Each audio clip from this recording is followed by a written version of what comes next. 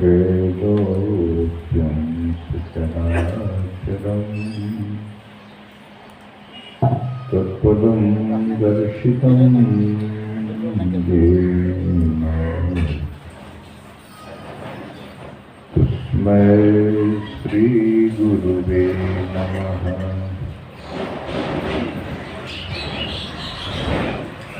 अज्ञानतिमिरान्धस्य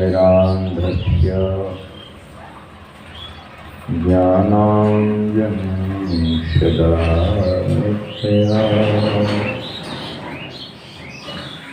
चक्षुरुन्मीलितं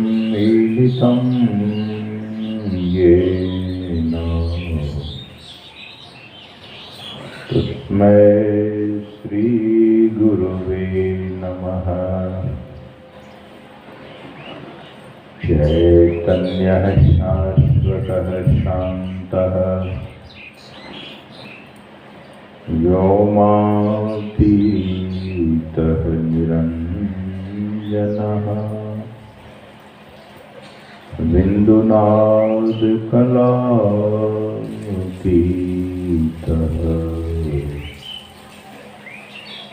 तस्मै श्रीगुरवे नमः। ज्ञान उदधि अरुज्ञान घना सद्गुरु शंकर रूप। नमो नमो बहुबारही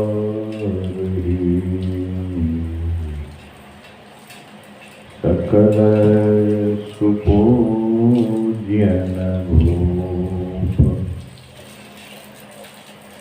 श्री सद्गुरु महाराज की जय।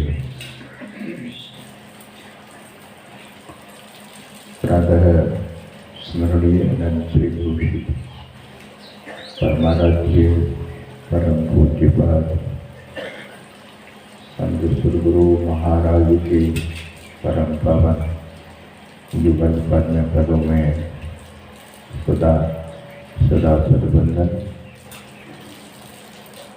मंच पर उपस्थित परम श्रद्धेय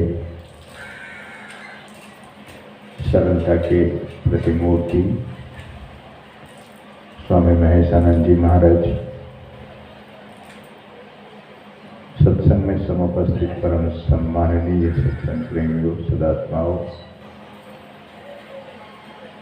प्रबुद्धजनों, विद्वज्जनों तथा पूजनीय मातृशक्तियों,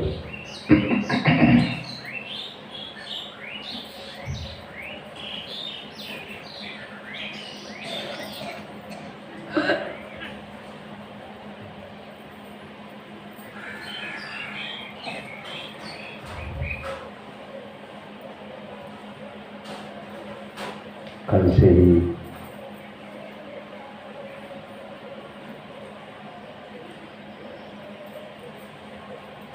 ध्यान, सत्संग और मनुष्य जीवन का क्या महत्व है, उद्देश्य क्या है, इन बातों को हम आज सुन रहे थे। आज का जो विषय है वह ध्यान,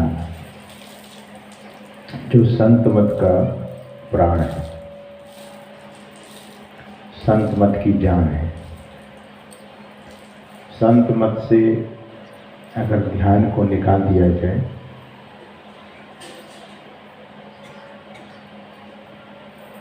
तो ऐसा जैसे कि शरीर से प्राण को निकाल दिया जाता हो। ध्यान के संबंध में सद्गुरु महाराज अपनी वाणी में लगभग हर वाणी में कुछ न कुछ कहने की कृपा की है।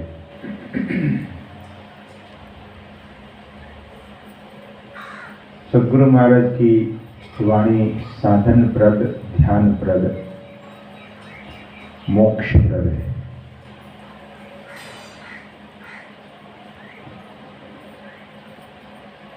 सुबह में हमारे देवनारायण जी सद्गुरु महाराज की वाणी को गा रहे थे। खोज करो अंतर उजियारी, दृष्टिवान कोई देखा है। खोजने की बात,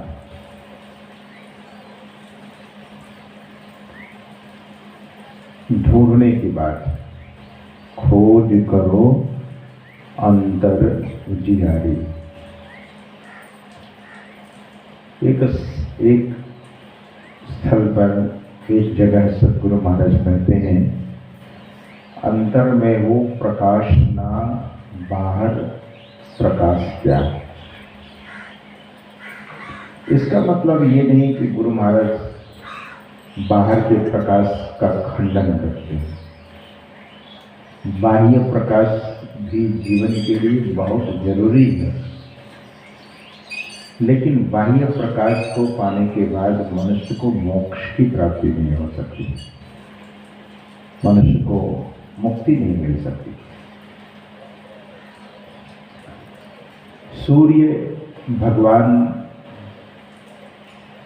मुद्दत काल से प्रकाश पूरे जगत को दे रहे हैं, जिससे हम आप अपना जीवन को धारण किए। सृष्टि खड़ी है क्योंकि सूर्य की रोशनी की, सूर्य का एक रोशनी भी विशेष कारण है।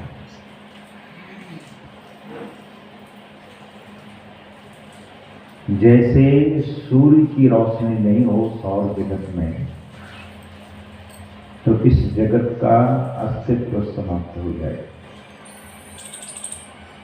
सूर्य की रोशनी है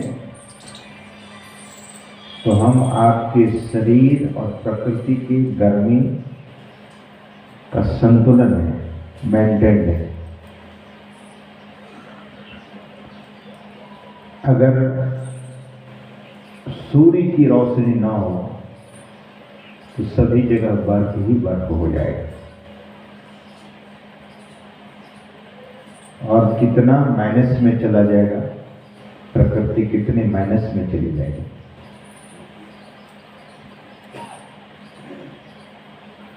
आध्यात्म जीवन में अगर अंतर प्रकाश न मिले, दिव्य प्रकाश की प्राप्ति न हो, तो लोगों का जीवन माइनस में जा रहा है।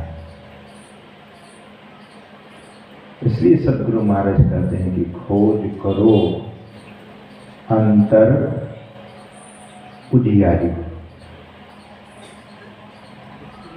अंतर प्रकाश की खोज करो। कौन देख सकेगा, इसे देखेगा कौन? तो सद्गुरु महाराज कहते हैं कि दृष्टिवान कोई देखा है, कोई दृष्टिवान है।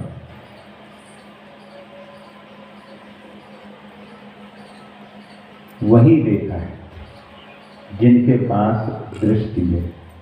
जैसे हम आपके पास दृष्टि है तो संसार को देखते हैं, रूप जगत को हम आप देख सकते हैं क्योंकि दृष्टि है। You have got the vision. तो आंख है और आंख में देखने की शक्ति भी। बहुत लोगों के पास आंख होती है लेकिन देखने की शक्ति नहीं होती। आंख होते हुए भी नहीं देख सकता क्योंकि विजन नहीं है, दृष्टि नहीं है, देखने की शक्ति नहीं है।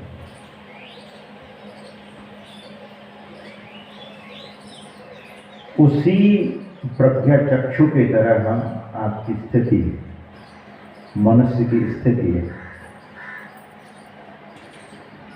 एक सामान्य लोगों की वही स्थिति है। कैसी? जैसे प्रज्ञा चक्षु वाले की स्थिति।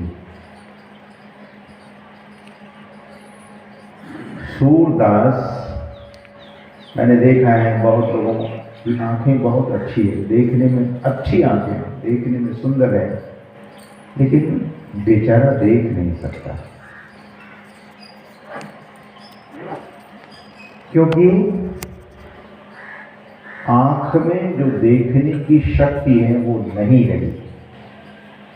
हरिद्वार में अपने आश्रम में एक प्रज्ञा चक्षु, जिसको सूरदास बोलते हैं, सामान्य भाषा में खोटे शब्दों में लोग उसे अंधे कहते हैं। अंधा नहीं कहना चाहिए, अंधा को अंधा कहेंगे उनको बुरा लगता है।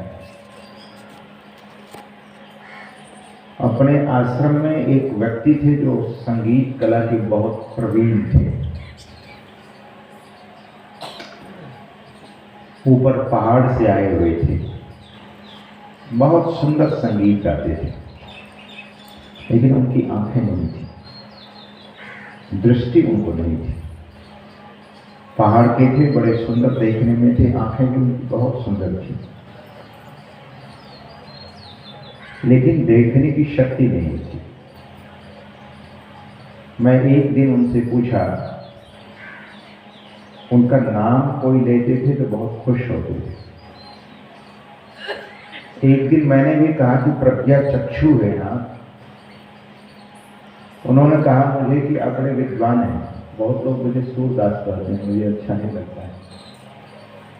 बहुत बार लोग कहते हैं कि इनकी आंखें तो अच्छी हैं लेकिन अंधा कैसे है, तब और बुरा लगता है। तो उनसे मैंने पूछा, आपको देखने की शक्ति पहले से नहीं है, जन्मांध हैं आप, जन्म से देखने की शक्ति नहीं, जन्म से अंधे हैं या बाद में हुए? तो उन्होंने कहा कि 8-9 साल का मैं था तब मैं इस संसार को बहुत बढ़िया से देखता था, सब कुछ मैं देखता था, मेरी दृष्टि अच्छी थी। लेकिन महाराज भयानक चेचक हो गया मुझे, और चेचक होने के बाद मेरी आंख जाती चली गई, जाती रही, देखने की शक्ति समाप्त हो गई। मैं उस दृश्य को देखकर अभी भी तरसता हूं कि जब मैं पहाड़ में था, मेरे घर घाटियों में, वादियों में दृश्य को देखता था तो बहुत बाग बाग होता था। महाराज अब वो दृष्टि मेरे पास नहीं रही, और कहकर वे रोने लगते थे, तो हम लोग भी बहुत व्यथित हो जाते थे कि बाहर की चक्षु आप देखते हैं कि लोग आंख के लिए कितना खर्च करते हैं, कितने बड़े बड़े हॉस्पिटल है दुनिया में, कितने कीमती चीज है। संत महापुरुष कहते हैं कि एक आंख सबको मिली है, उनको खोलने की जरूरत है। उस आंख का नाम शिव नेत्र है। शिव मतलब कल्याण करने वाला।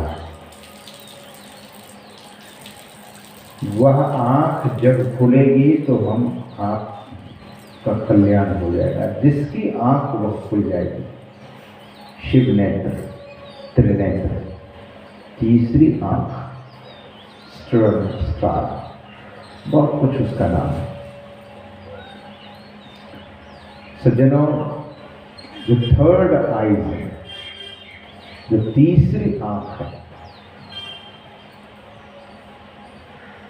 यह केवल मनुष्य को ही दिया गया है और किसी को नहीं दिया गया है, केवल मनुष्य को। और इस आंख पर पर्दे, सबको वह आंख प्राप्त है, सबके पास है। इसी बात को गोस्वामी तुलसीदास जी महाराज कहते हैं कि है मेरे सूझत नहीं। बिल्कुल नजदीक है। आंख हम आपके पास है और कितना नजदीक है। आंख में तब तक आप रहते हैं जब से जगते हैं, और जब तक सो नहीं जाते हैं तब तक आप आंख के पास ही। किस आंख में, प्रश्न होगा कि किस आंख में, बाएं में या दाहिने में? तो शास्त्र कहता है कि नहीं, शिव नेत्र में है, त्रिनेत्र में, तीसरी आंख में।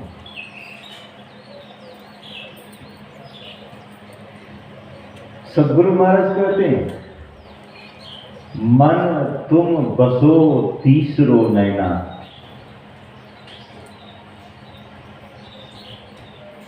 लेकिन हैरानी की बात है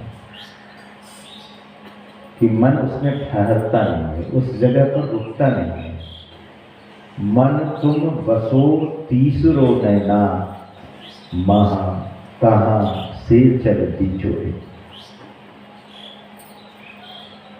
सदगुरु महाराज की वाणी है और हम आप बहुत बार सुने भी होंगे। मन को तीसरी आंख में, त्रिनेत्र में, शिव नेत्र में रुकने के लिए सदगुरु महाराज कहते हैं, तीसरी आंख में वहां बसने के लिए। मन तुम बसो तीसरो नैना, मह कहाँ से चलती जोड़ी। कैसे? जोड़ी जकड़ी सुख मन में बैठो, गगन उड़ी जोड़े। जोड़िए, जब दोनों दृष्टि की धारा को जोड़ेंगे, और जोड़ने के समय मजबूती होनी चाहिए, संलग्नता होनी चाहिए, संलग्नता। जोड़ी जकड़ी सुषमन में बैठो, सुखमना में। आश्चर्य की बात है कि तीसरी आंख वही है जहां सुखमना है। सुखमना मतलब मैं सुना था पूज्य मोतीदास जी महाराज से, जो मझा में रहा करते थे, उनका सत्संग मैं रानीगंज में सुना था, आज से लगभग 15-17 साल पहले। सुखमना मतलब जहां मन को सुख लगे, सुख मना। मन को जहां सुख की प्राप्ति हो वह सुख मना है। गुरु महाराज कहते हैं कि सुषमनिया में मोरी नजर लागी, सुषमनिया में मोरी नजर लागी। नजर लागी हो, नजर लागी, मेरी नजर सुषमना में लगे। सज्जनों, गुरु महाराज कहते हैं कि अगल बगल कहीं दृष्टि न डोले, अगल बगल कहीं दृष्टि न डोले, सन्मुख बिंदु पकड़ लागी, सामने बिंदु। हम आप आरती करते हैं, सदगुरु महाराज कहते हैं हम प्रतिदिन आरती करते हैं, दृष्टि युगल कर सन्मुख दीजय, चमके बिंदु सूक्ष्म अति उज्ज्वल, चमचमाता हुआ अति उज्ज्वल है।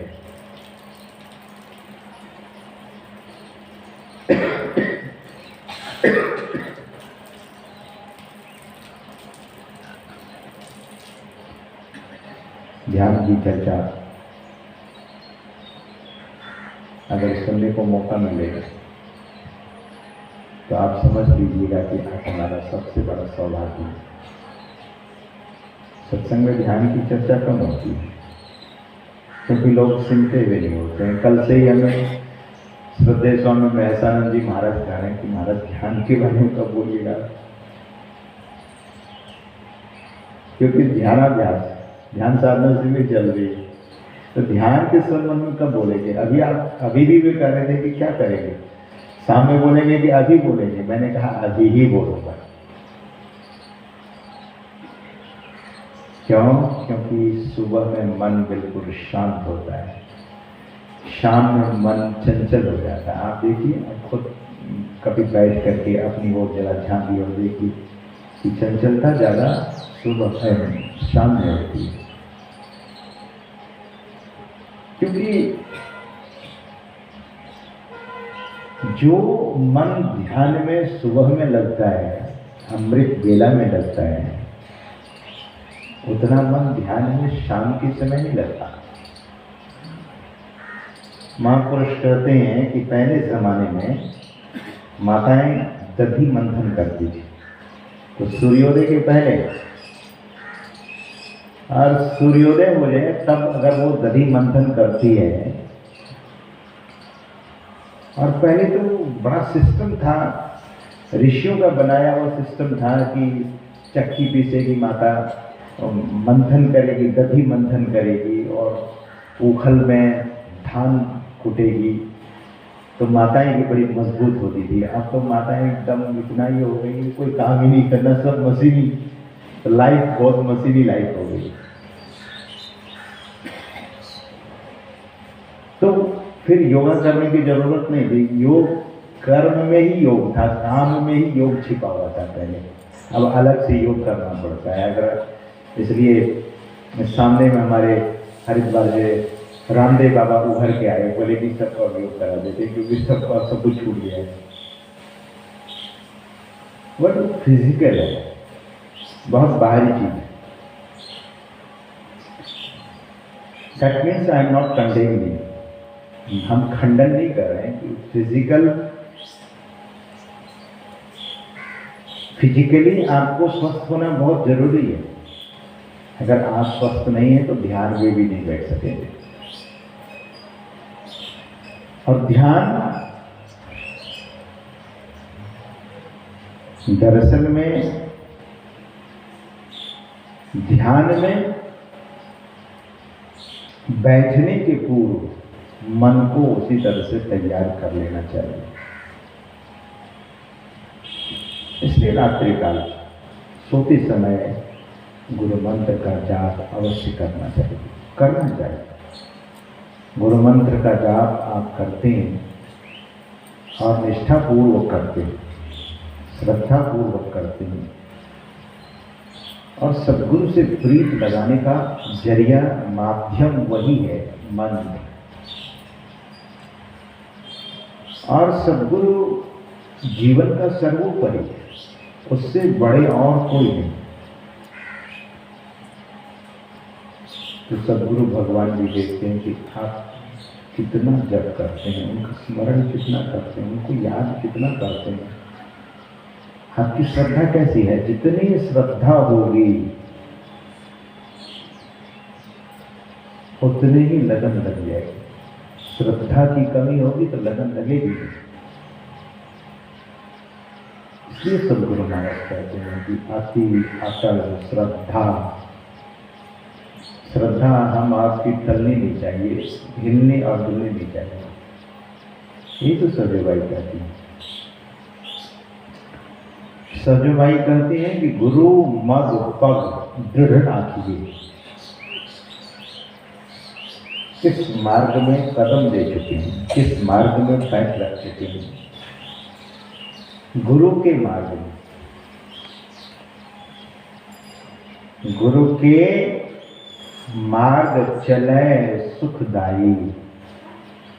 जो गुरु के मार्ग में अपना कदम रख देते हैं, सुख देने वाला वह मार्ग है, सुखदाई है, सुख देने वाला है। जो गुरु के मार्ग में अपना चरण, अपने जीवन के चरण को रख देते हैं, फिर उनको दुख नहीं होता है। और सज्जनों, वह शाश्वत सुख है, वह सुख मिटने वाला नहीं है। ध्यान से सुनेंगे, वह सुख मिटेगा नहीं, बिनसेगा नहीं, खत्म नहीं होगा। That happiness is not going to end ever and ever. कभी मिटने वाला नहीं। और जब शास्त्र ऐसा कहता है, संत महापुरुष ऐसा कहते हैं, तो उस बात की गांठ बांध लेनी चाहिए, मान लीजिए, समर्पित हो जाइए। यही संत महापुरुष कहते हैं कि गुरु से अत्यधिक प्रेम और प्रेम करने का जरिया माध्यम मैंने निवेदन किया वह है मंत्र जाप। जब याद आ जाए, जब ख्याल आ जाए, और जब भी उनके पावन विग्रह का दर्शन हो, कहीं ये उनका फोटो लगा है, उनका वह विग्रह, सदगुरु भगवान का विग्रह आपके घर में है, आप सिंहासन बना रखे हैं, मुझे तो कभी कभी हैरानी होती है। बहुत बार सत्संगी के घरों में जाना होता है, देखता जाऊं कि गुरु महाराज का जो विग्रह है बहुत पर धूल लगी हुई है, धूल चिपकी हुई है, जाले लगे हुए हैं।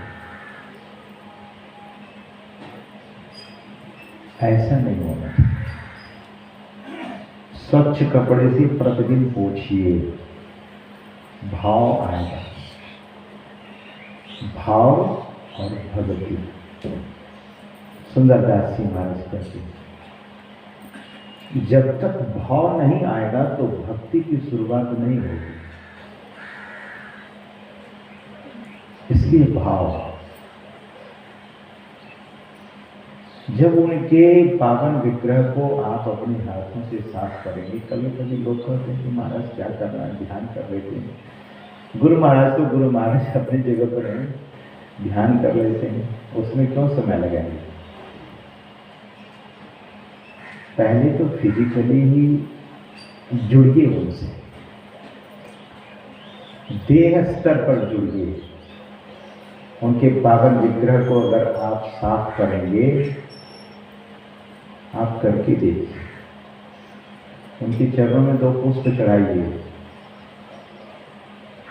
कभी कभी लोग बहुत ऐसा करते हैं कि फूल तो देखने के लिए होता है, तो कब तक देख सकते हैं उन्हें, तो 2 दिनों के बाद में उठा जाएगा।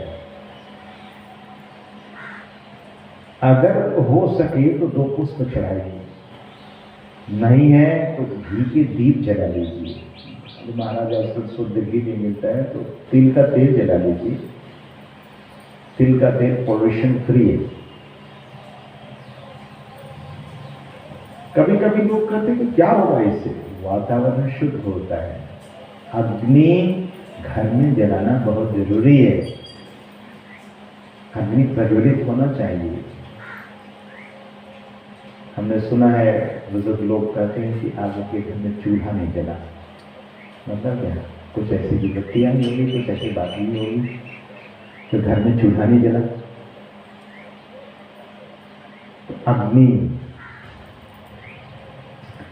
कुछ बाह्य चीज ऐसी, मन नहीं लगता है, अगर मन आपका सहज में ध्यान में लगता है तो कोई बात नहीं, लेकिन मन को लगाने के लिए आप थोड़ा सगुण साकार पर केंद्रित हो जाए। अगर मन नहीं लगता है तो सगुण साकार की ओर बढ़ें। और ऐसे भी जिनका पावन विग्रह पूजनीय है, सम्माननीय है, तो उनकी पूजा तो करनी ही चाहिए। ज्ञापन लगाने की बात है। तो मैं निवेदन कर रहा था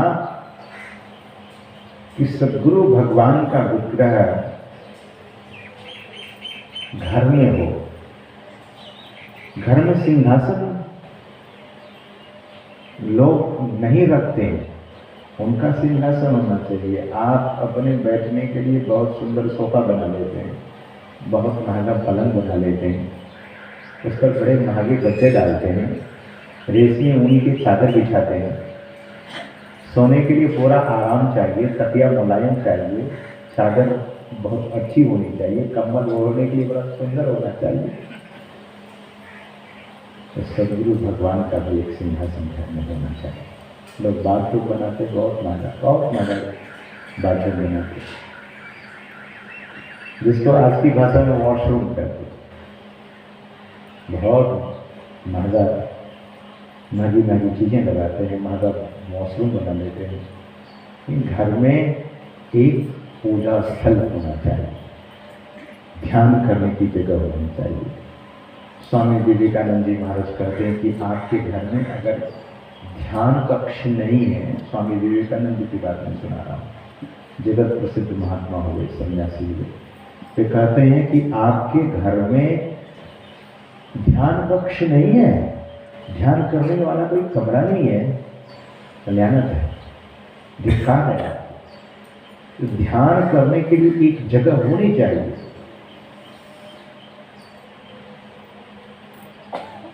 यहाँ आश्रम, यहाँ सत्संग हॉल है, ध्यान हॉल है, कमरे बड़े सारे हैं, लेकिन ध्यान कक्ष होना चाहिए। बड़े सारे कमरे बनाते बड़े बड़े लोग, धनी लोग कभी घर ले जाते हैं, बोले महाराज ये स्टोर रूम है, ये हमारा ये हमारी रहने की जगह है, या इसमें हमारा बेटा बहू रहता है, इसमें पोतियाँ रहती है, पोते रहते हैं। महाराज ये देखिए यहाँ गुलदस्ते सजाए गए, तो बहुत कुछ दिखाया। मैंने कहा कि पूजा घर कहाँ है आपका, ध्यान कक्ष? ये बोले ध्यान कक्ष नहीं बनाए, क्यों? उसके लिए पैसे नहीं थे आपके पास। स्वामी विवेकानंद जी महाराज कहते हैं कि एक ध्यान कक्ष होना चाहिए, एक पूजा स्थल होना चाहिए, जहां आप बैठकर केवल ध्यान करें, उसमें गप्पे बैठ करके मत मारिए। स्वामी विवेकानंद जी महाराज कहते हैं कि उस जगह, उस ध्यान कक्ष में बैठकर फालतू बात मत कीजिए, कुछ भी सांसारिक बात मत कीजिए। अगर जप नहीं होता है तो हम अपनी तरफ से बोलते हैं कि जब रिकॉर्ड कर लीजिए और वहाँ एक स्पीकर फिक्स कर दीजिए और उसमें जाइए तो आपको केवल जब ही सुनाई दे। ऐसा कुछ कीजिए। जब मन नहीं करता है तो जब रिकॉर्ड कर लीजिए और उसी को सुनिए। और मैं आपसे भी निवेदन कर रहा था कि अपने सदगुरु से जुड़ने के लिए एक माध्यम है, एक ही जरिया है, वह है मंत्र, गुरु मंत्र। इसलिए सदगुरु महाराज कहते हैं, गुरु मंत्र जप गुरु ध्यान कर, गुरु सेव कर अति प्रीत कर। ध्यान से सुनिएगा, गुरु महाराज की वाणी है, गुरु मंत्र जप गुरु ध्यान कर, गुरु सेव कर अति प्रीत कर, गुरु की आज्ञा मान प्यारे कर सदा, उनकी कही सुषमन के झीना नाल से अमृत की धारा बही दे। अमृत की धारा सतत बह रही, continuously, constantly. The flow of nectar is always there. अमृत की धारा हमेशा बह रही है। और न जाने इतनी उम्र निकल गई, इतने सारे समय चले गए। कितने उत्साहित होते हैं जब विवाह में जाते हैं, तो खास करके मैं माताओं को देखता हूँ, पता नहीं कितना जाती है उससे, वो ऐसा लगता है कि माइक फाड़ देगी, इतनी गीत गाने लगती है, कितने उमंग, कितना उत्साह, उत्साहित कितनी होती है।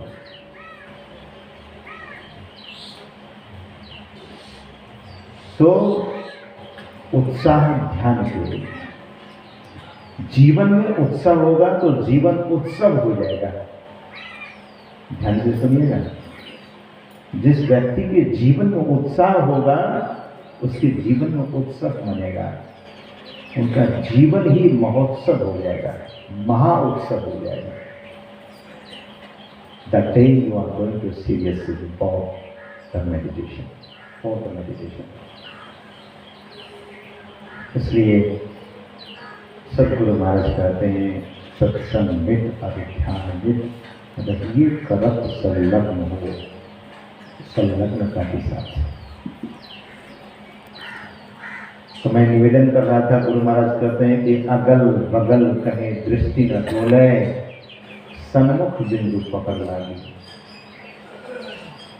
अगल बगल जिस समय ध्यान करते हैं दृष्टि अगल बगल है, सन्मुख होना चाहिए, सीधा। तुलसी साहब कहते हैं कि यह राह मंजिल इश्क है, पर पहुंचना मुश्किल नहीं। जिसके जीवन में प्रेम है, प्रेम सद्गुरु के प्रति, यह राह मंजिल इश्क है, यह प्रेम का मार्ग है। जिस व्यक्ति के जीवन में प्रेम है, सद्गुरु के प्रति प्रेम है, साधना और ध्यान के प्रति प्रेम है, ऐसे ही लोग उस मार्ग में अपने को प्रशस्त कर सकते हैं, उधर ले जा सकते हैं। और यह मार्ग कैसा है? देव तीर्थ स्वामी जी महाराज देव काशी के, वैसे लोग उनको काष्ठ देवा स्वामी कहा करते थे। एक बार उनसे गुरु की निंदा हो गई, अपने सद्गुरु की निंदा हो गई। एक ही बार जीवन में, एक बार गुरु की निंदा हो गई। मैंने देखा ऐसे महात्माओं को, इतनी चौड़ी काठ लकड़ी होती है, पता नहीं वो कैसी चीज में फंसा लेते हैं, और भोजन के समय फिर वो उतार लेते हैं। अगर वो काठ तो लकड़ी अगर है तो भोजन भी नहीं कर सकेंगे, पानी भी नहीं पी सकेंगे, केवल भोजन करने के वक्त, पानी पीने के वक्त उसको उतार लेते थे और वे पहन लेते हैं, जैसे कोई कवर लगा लेते हैं। तो उस तरह से बनता है, हमने देखा है बहुत महात्माओं को पहनते हुए। मैं पूछा तो नहीं, लेकिन मुझे लगा था कि हो सकता है कि इनसे गुरु की निंदा हो गई होगी कभी। गुरु से कछु न दुराइए, गुरु से झूठ न बोल, सजबाई कहती है। गुरु निंदक जग में दुखी, मुए न पावे मोक्ष। मोक्ष मतलब मोक्ष। गुरु से झूठ नहीं बोलना चाहिए, गुरु से कुछ छिपाना नहीं चाहिए। सहजबाई कहते हैं कि गुरु से झूठ न बोल, भली बुरी खोटी खरी, गुरु आगे सबको। इसलिए महापुरुष कहते हैं कि गुरु की निंदा तो किसी भी सूरत में नहीं होनी चाहिए। तो काष्ठ देवा स्वामी जी महाराज से गुरु की निंदा हो गई, उन्हीं की वाणी में सुना रहा था, इसलिए उनके संबंध में कुछ सुना दिया। क्या? तो उनसे एक बार गुरु की निंदा हो गई तो कहा कि मैं जीवन पर्यंत बोलूंगा ही नहीं, बोलूंगा मैं, बोलूंगा ही नहीं, अब न बोलूंगा न मुझसे किसी प्रकार की किसी की निंदा होगी। दूसरी बात कि संकल्प ले लिया, व्रत ले लिया कि मैं बोलूंगा नहीं, मौन रहूंगा। कदाचित कभी बोलने की इच्छा होगी तो मेरे मुंह में तो कांच कर रहा है, जीभ पर कांच लगा हुआ, तो बोलेंगे कैसे? जीभ जब तक उल्टेगी नहीं तो बोला ही नहीं जाएगा, जीभ उलटने ही नहीं देगा वो काष्ठ। तो काष्ठ देवा स्वामी नाम का पड़ गया उनकी वाणी में कि अनगढ़ मत है फूलों का, यहाँ न काम धतूरों का, अनगढ़ मत है। ये जो बाहर का रोड है ना, ये तो बनाया गया है ना, मैपिंग हुई से रोड बना दिया गया, फिर उस पर अब तो रोड भी उसी कंक्रीट रोड जब बनता है तो कैसे बनता है? सीमेंट, सरिया, रेता और डाल करके ढलाई कर दी जाती है। लेकिन फिर भी हम देखते हैं, आप देखते हैं कि रोड उजड़ जाता है, रोड टूट जाता है, गढ़ा हुआ है, लेकिन वह जो मार्ग है वो गढ़ा हुआ नहीं, अनगढ़ है। अनगढ़ है, बनाया नहीं गया, बना हुआ है मुद्दत काल से, न जाने कब से, और वह मार्ग हम आपके भीतर है। काष्ठ देवा स्वामी जी महाराज कहते हैं कि अनगढ़ मत है पूरों का, यहाँ न काम धतूरों का। ऐसे वैसे लोगों का काम है। कचड़ा और मटमैला रास्ता झूठे कायर कूड़ों का, निर्भय साफ अमीरी रास्ता सच्चे साहब सुरों का।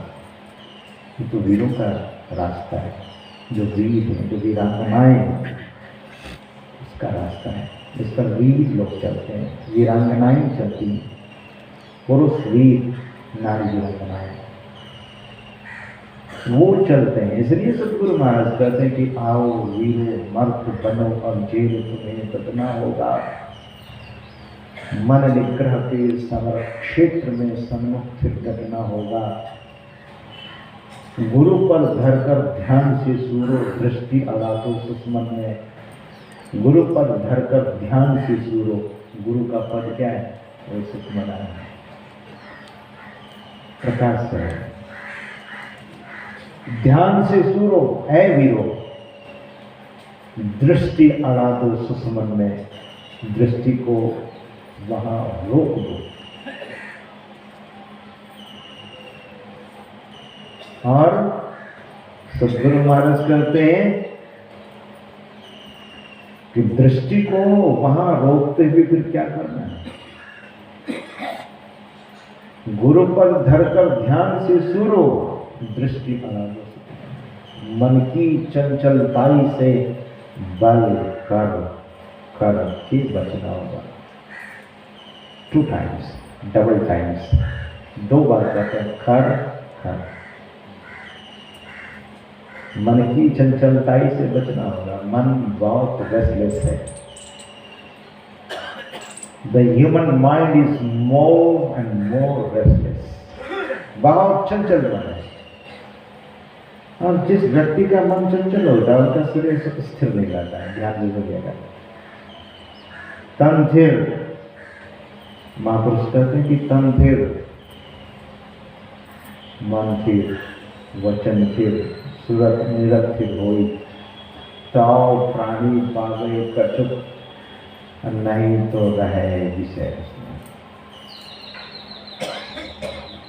तन थिर, कंट्रोल योरसेल्फ। शरीर अगर हिलता है, हिलता ही रहता है, शरीर अगर स्थिर नहीं है तो मन स्थिर नहीं होगा। इसलिए सबसे पहले महापुरुष कहते हैं कि आप अपने शरीर को स्थिर कर लीजिए, स्थिर कीजिए, शरीर को स्थिर कीजिए। शरीर अगर स्थिर नहीं है तो मन भी स्थिर नहीं होगा, मन भी चंचल होगा। इसलिए ध्यान में जब बैठने के लिए कहा जाता है तो बोले कि गर्दन, कमर, पीठ, गर्दन, मस्तक एक सीध में रखना है, एक सीध में रखना है। अभ्यास कीजिए 5 मिनट के लिए। आप जितनी देर तक स्थिर रह सकते हैं स्थिर हो जाइए। 10 मिनट कीजिए, 15 मिनट कीजिए, 20 मिनट कीजिए, 25 मिनट कीजिए और 1 घंटा तक कीजिए, लेकिन शरीर को स्थिर कीजिए। सद्गुरु महाराज कहते हैं कि मन की चंचलताई से बल कर कर के बचना होगा। अरे ऐसा मत सोचिए कि वक्त बहुत है आपके पास। Don't think you have lot of time. वक्त बहुत है ऐसा नहीं है, वक्त बहुत कम है। सद्गुरु महाराज कहते हैं कि वक्त नहीं है ऐ वीरो अब गाफिल होकर सोने का। गाफिल होकर सोने का मतलब ये है कि जगत में, जीवन में जागृति रखिए, जीवन को सुला मत दीजिए, जीवन को अनकॉन्शियस मत कर दीजिए, अनअवायर मत रहिए, बी अवायर। जो व्यक्ति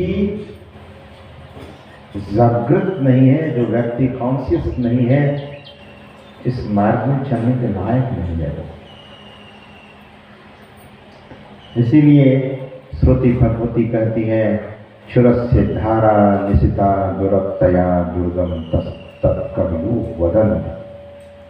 छुरे की धार की तरह तीक्ष्ण और दुष्कर है यह मार्ग। छुरे की धार की तरह तीक्ष्ण और दुस्तर है, कोई साधारण मार्ग नहीं है।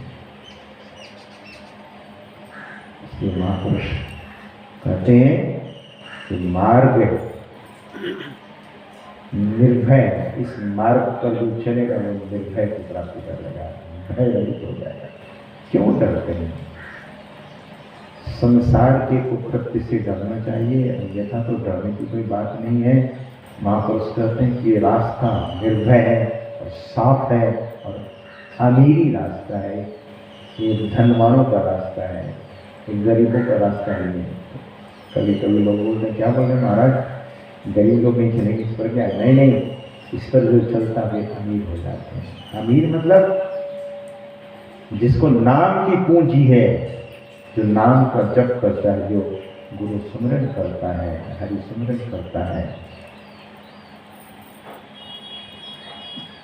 सुबह सुबह कभी कभी हम लोग भजन सुनते हैं, पंछी जपे हरि नाम वृक्ष पर, पंछी जपे हरि नाम। अभी मैं झारखंड में था, बंगाल में, वहाँ पर यही भजन गा रहे थे। हम लोग घूमने के लिए निकले थे, पथरीली ऊंची नीची भूमि है घाटी की तरफ, तो आवाज़ वहाँ गूंजती है बहुत, क्योंकि ऊंची नीची रफ्तीली भूमि होती है वहाँ। तो यही भजन गा रहे थे, पंछी जपे हरि नाम। एक पक्षी जपती है, जाप करती है परमात्मा के नाम का, तो उस पक्षी की रक्षा हो जाती है। If you want to save your life, अगर जीवन को सुरक्षित रखना चाहते हैं, as long as you are here, up to here, जब तक आप यहाँ, नाम की स्मृति नहीं होनी चाहिए। गुरु महाराज कहते हैं कि एक ख्याल और कर लेना है, एक ख्याल की बात है, ख्याल में रख लेने की बात है कि वक्त नहीं है। सतगुरु महाराज कहते हैं कि वक्त नहीं है, ऐ वीरों, ऐ वीर पुरुष, ऐ वीरांगना, वक्त नहीं है गाफिल होकर सोने का। और निकलना किधर से? गुरु महाराज कहते हैं कि बिंदु राह से निकल बहादुर तम मंडल तक न होता।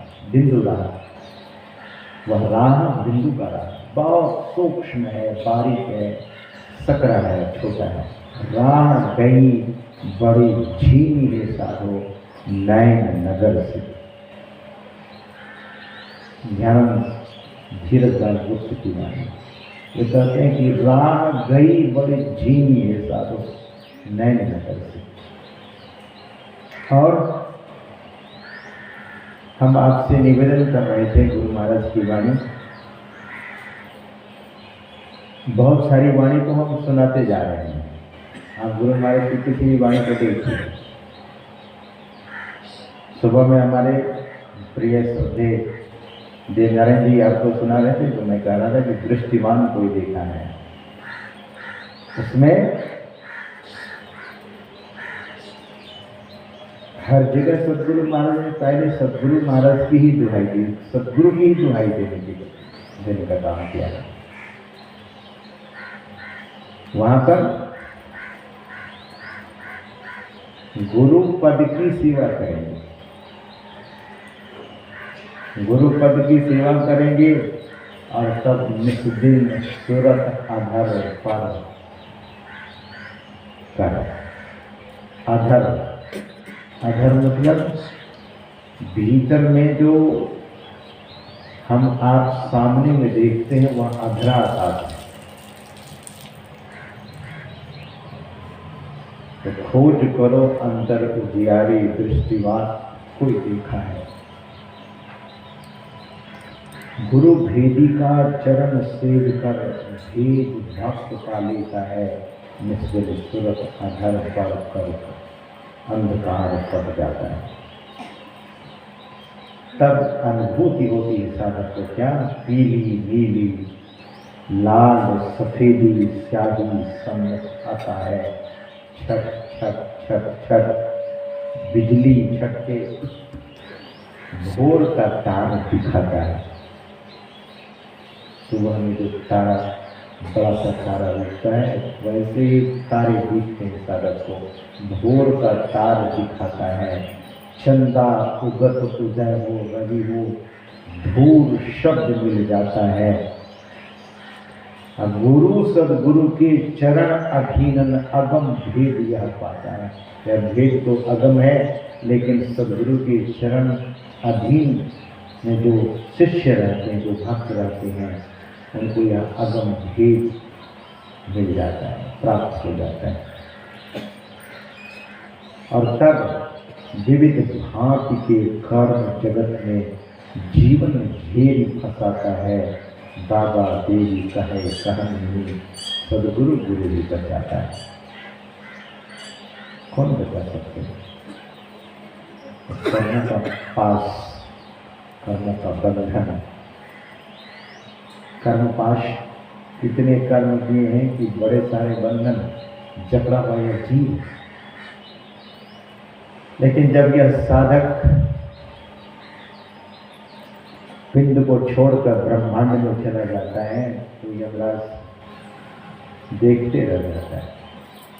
पंछी की खोज ओ मीन को मारत, ढूंढे न कोई पाया हो, कहे कबीर सदगुरु मिले पूरा, भूले को राह बताया। मैं अक्सर कहा करता हूँ कि पक्षी जब जिधर चलती है, पक्षी जिधर से उड़ गई, आप चलते हैं, आपका पद चिन्ह होता है। रेत पर, गीली मिट्टी पर या सूखी मिट्टी पर आप चलते हैं तो आपका पद चिन्ह हो जाता है, लोग पकड़ लेते हैं। कभी कभी लोग, पहले जो पुलिस होती थी, पुलिस है, वो चोर को ऐसे पकड़ते, देखो भागने का कोई ऐसा जरिया मिलता है, तो गिरा हुआ है या उसका कोई पद चिन्ह है।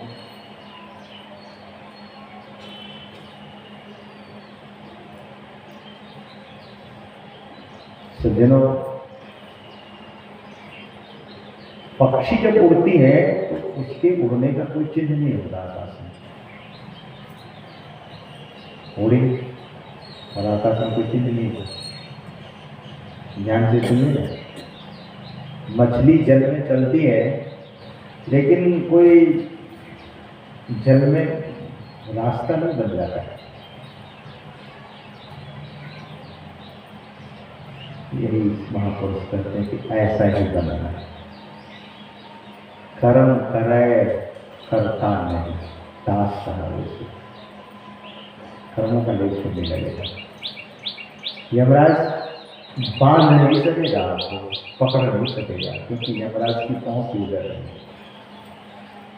फिर यमराज को भी बड़े हैरानी होती, बड़ा यमराज भी आश्चर्यचकित हो जाता है कि इसको तो पकड़ना था लेकिन पकड़ में आया नहीं। क्यों नहीं पकड़ में आया? कि गुरु की मेहर हो गई, सदगुरु की कृपा हो गई। कृपा पात्र बनेंगे। जब तक कृपा पात्र नहीं बनेंगे, और कृपा पात्र बनने के लिए वैसा ही करना पड़ता होगा। इसलिए बारंबार यही निवेदन है, प्रार्थना है, विनती है कि जब कीजिए। सदगुरु महाराज कहते हैं कि अति पावन गुरु मंत्र मन ही मन जाप जपो, उपकारी गुरु रूप को मानस ध्यान रखो, देवी देव समस्त पूर्ण ब्रह्म गुरु में करें निवास, कहत है सब सत्य। देवी देव समस्त पूर्ण। इसलिए लक्ष्मीनाथ जी महाराज कहते हैं कि गुरु पूजे सब देवन पूजे, गुरु सेवा सब सेवा, प्रथम देव गुरुदेव जगत में और न कोई सेवा। तो गुरु में निष्ठा होनी चाहिए। जिनकी निष्ठा जितनी होगी, जिनकी श्रद्धा जितनी गहरी होगी, उनकी ध्यान में, साधना में उतनी ही उन्नति हो जाएगी। जिनकी निष्ठा नहीं है, जिनकी श्रद्धा नहीं है, तो गुरु महाराज कहते हैं कि पढ़े लिखे दुनिया में बहुत सारे लोग हो गए, ध्यान भजनहीन, ध्यान भजनहीन, लहियो न प्रभु धन, को कहा भय सुभक्त, पढ़ी गाई मात्र मन। सदगुरु महाराज कहते हैं कि ध्यान भजन लीन लहियो न प्रभु धन। ध्यान भजन से जो लीन है उनको परमात्मा रूपी धन की प्राप्ति नहीं हो सकती। आप कितना भी पढ़ लीजिए, को कहा भय सुभक्त। पढ़ने से, गाने से, नाचने से, इसका मतलब ये नहीं कि आप पढ़ना छोड़ दीजिए, गाना छोड़ दीजिए। गुरु महाराज कहते हैं कि नहीं, this is not ultimate thing. ये भजन गाना या पढ़ना, पढ़िए संतवाणी को पढ़िए, गाइए संतवाणी को गाइए, क्योंकि गाएंगे पढ़ेंगे तो फिर मन उधर प्रेरित हो जाएगा। इसलिए तो चतुर्थ जो पातशाही हुए गुरु नानक देव जी महाराज के संप्रदाय में 10 गुरु वे कहते हैं कि गावत उधरही सुनते उधरही। जो गाएंगे जो सुनेंगे विनसही पाप घनेरे, घनेरे पाप उनके समाप्त हो जाएंगे। आजकल लोग गाते हैं, बड़े सारे गायक भी बने हैं, कितने गायक हैं, बड़े सारे गायक हैं, पता नहीं क्या क्या गाते हैं। बहुत सारे पैसे भी इकट्ठे करते हैं, एक रात के 50,000, एक रात के 5 लाख भी, एक रात के 10 लाख भी, और गाते क्या बोले फोक सॉन्ग्स को गाते हैं। और कौन बहुत सारे सॉन्ग्स हैं आजकल लोग गाते हैं, पैसे लोग फेंकते हैं, पैसे फेंकने वाले पैसे फेंकते हैं, लाख हज़ार लोग कितनी रंगीली लाइट होती है, उस लाइट को लाइट ऑन करते हैं और उसी में फिर गाते हैं, बजाते हैं, और कि ऐसा कि कान का पर्दा भी फट जाए, ऐसा इतनी आवाज़ होती है। और आजकल डीजे वगैरह निकला है, इतनी आवाज़ होती है, जिस किसी को हार्ट की बीमारी हो ना तो उसका हार्ट भी फेल हो जाता है। जैसे डीजे में कितना साउंड होता है, सब साउंड पोल्यूशन है। एक फोक गायक है, आप सुने होंगे, अमेरिका में माइकल जैक्सन, बहुत फेमस, बड़ी कीर्ति हुई, बहुत फेमस हुए, बहुत इतने पैसे इकट्ठे किए, इतना पैसा हुआ उनके पास, इतना पैसा हुआ, कल्पना करने लगा कि मैं 200 साल की हूँ, 300 साल की हूँ। सज्जनों, 20 डॉक्टर रखते थे अपने पास, जहाँ जाते थे 20 डॉक्टर, आवर सैलरी उनको देते थे। जैसे डॉक्टर की सैलरी $25,000 मिलता था ना, तो वो $50,000 देते। अमेरिकन डॉलर भी जो रेट्स इधर में विदेश नहीं गया, मुझे भी पता है, 70-75-80 जो भी होगा, 1,000 के 70-80 हज़ार रुपये होते हैं। अब $25,000 मिल रहा है, किसी को $50,000 मिल रहा है। 20 डॉक्टर वे रखते थे, और एक डॉक्टर भोजन को चेक किया, दूसरा डॉक्टर भोजन को चेक किया, तीसरा डॉक्टर भोजन को चेक किया, चौथा डॉक्टर भोजन को चेक किया। हैरान की बात है कि भोजन भी वो कैसा हो जाता होगा जो उस भोजन को चेक कर, कैसा हो जाता होगा।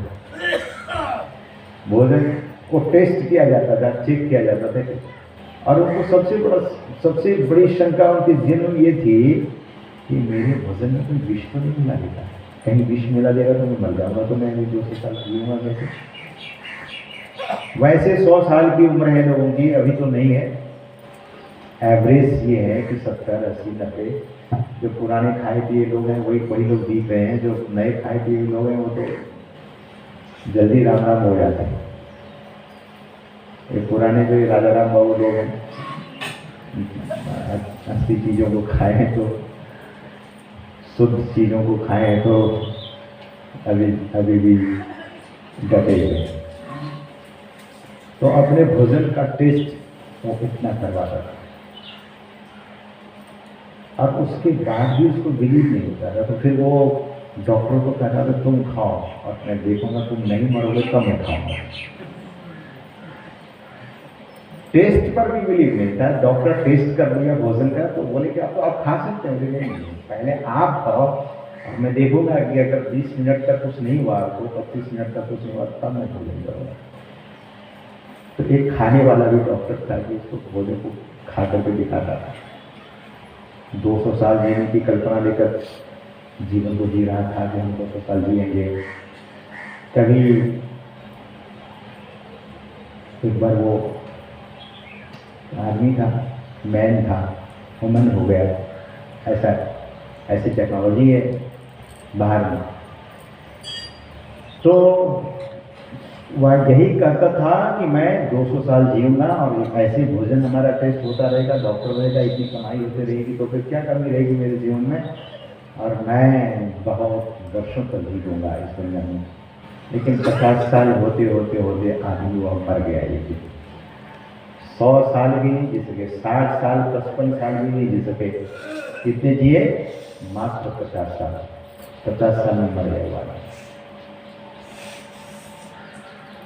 इसलिए गुरु महाराज कहते हैं कि वक्त नहीं है, होने वाला वक्त नहीं है। गुरु महाराज कहते हैं कि वक्त नहीं है, गाफिल मत होइए, समय नहीं है। इतनी सुरक्षा में और इतना भोजन का टेस्ट और कितने गार्ड्स होते थे, कितनी सिक्योरिटी होती थी उनकी। जहां भी वे जाते थे वो कहते थे देखो नहीं बम हमको नहीं कोई फिट कर दिया, क्योंकि मैं तो बहुत फेमस हो गया, कभी मार डाले। इतनी सुरक्षा के बीच 50 साल के अंदर वो आदमी चला गया। इसलिए चलो जीवन क्षण क्षण पल पल समय सिरावे, नर्तन दुर्लभ के नहीं पाना।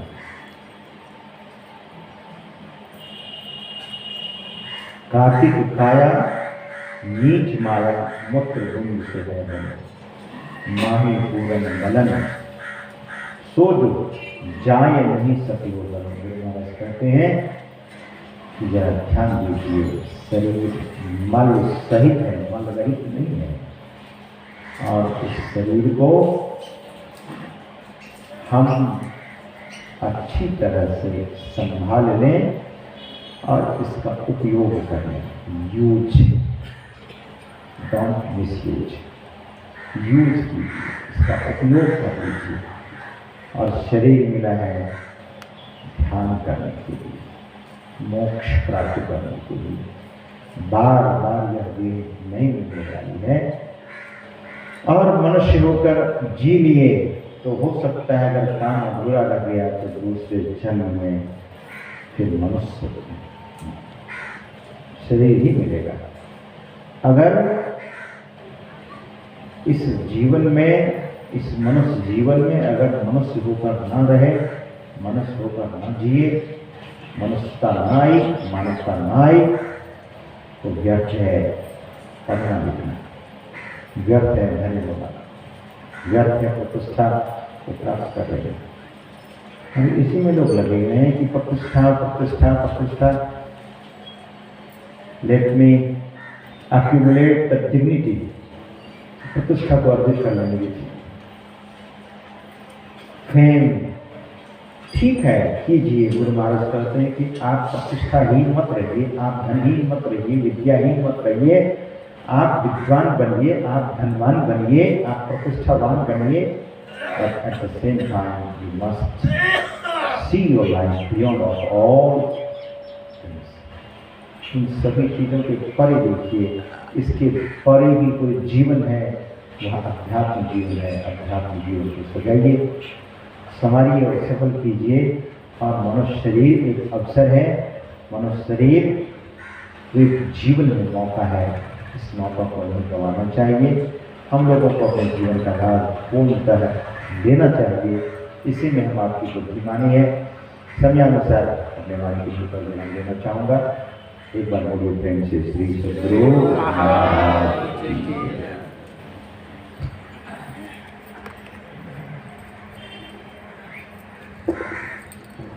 श्री सद्गुरु महाराज की जय। श्री सद्गुरु महाराज की जय। श्री सद्गुरु